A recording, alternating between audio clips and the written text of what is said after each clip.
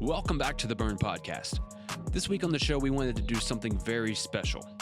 We're just under 2 months away from our second annual Mental Toughness Forum.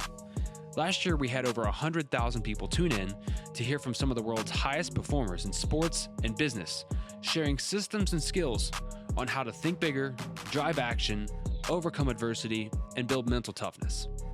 On this week's episode, we wanted to highlight a few of the speakers that will be a part of this year's Mental Toughness Forum that we've had here on the show. If you haven't already, make sure you head over to mentaltoughnessforum.com to get registered for this year's event. You will not want to miss it.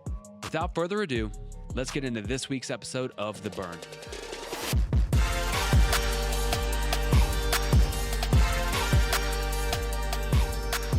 First off, the 10-80-10 principle is because there are creative endeavors, writing a book, social media, speaking, training, coaching that requires an input. And I talk in the book about Steve Jobs where it's the initial 10% is the ideation and the through line, the storytelling, the creative, this is the thing we're trying to solve. This is the big monster. This is why it's important. Here's the way I'm seeing it. And then you give it to obviously a team member or a competent team like Steve would do at Johnny Ives in the design studio at Apple.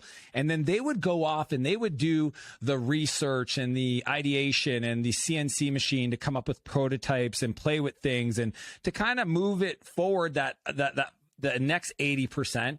And then once Johnny felt like he had something that was like good enough for Steve, then he would come back and he would evaluate and talk about the final finishing touches and really where the rubber meets the road or the implementation component of that last 10%. That's Steve on stage at, the Apple events unleashing his thing. I'll give you one that a lot of people are familiar with, Gary Vaynerchuk. Everybody knows Gary V. Here's the deal. He has I would guess, a $3 million a year payroll of a team that sits outside of his office called Team Gary. This is not VaynerMedia. This is not VaynerX. This is Team Gary of about 25 people that are his 80%. And he literally interacts with them using the 10-80-10 rule. He probably doesn't call it that.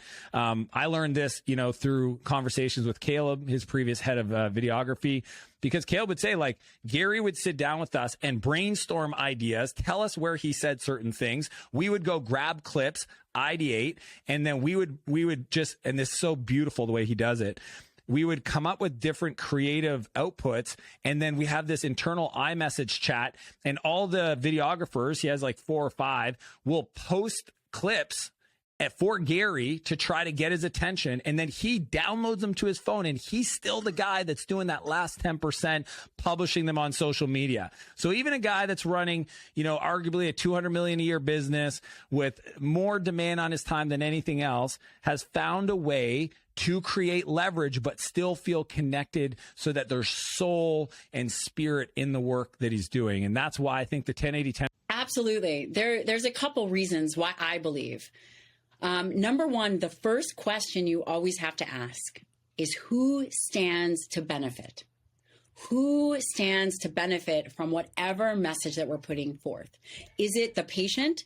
Is it in the patient's best interest? Or is it potentially a money-driven conglomerate, right?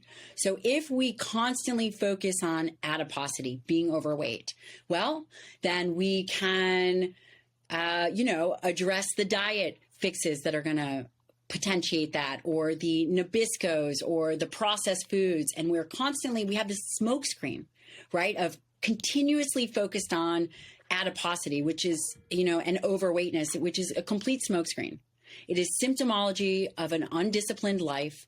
It is, and again, I'm not saying that everybody who is struggling with obesity has an undisciplined life. There are definitely metabolic contributing factors, but for the majority of people, I will tell you this: there are only 23% of the population is meeting their physical activity requirements.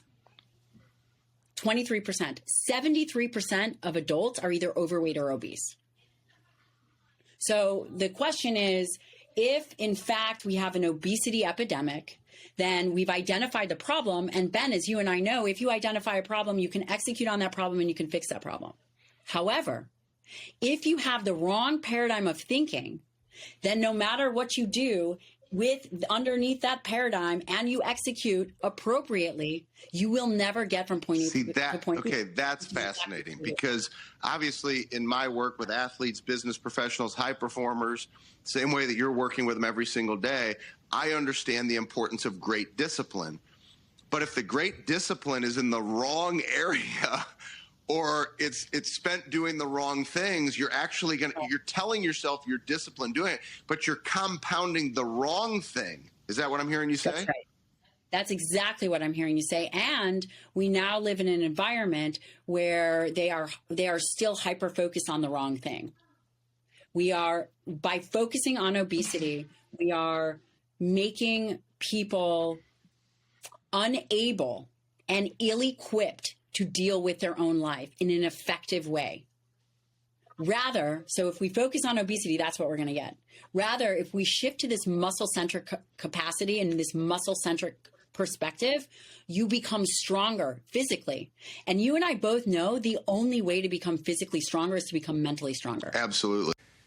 I talk about death a lot. I'm cool with it. That's why. A lot of people it's kind of like the EBGB land for them. For me, it's like, you're going to die. Or, we support an organization in Haiti, and I look about the gift that we have every single day. Clean water, I have the opportunity to eat healthy food, make great decisions. I have an opportunity to do that. And so whenever I get into my weird, dark zone, I think about the example, again, that I'm going to leave my kids, and I think about how blessed I am to be and have the opportunity of who I am. And I can play the poor me card in my brain, or I can wash them out and keep moving. I always call it right foot, left foot. Like whenever I get into that I want to quit zone, or I'm fucking stupid for doing this, or why the fuck did I do this, I tap back to myself and I say, remember, this is your duty. You have a gift. This is part of that journey, and this is an opportunity that you have. So most people don't have the opportunity to do what I do every day.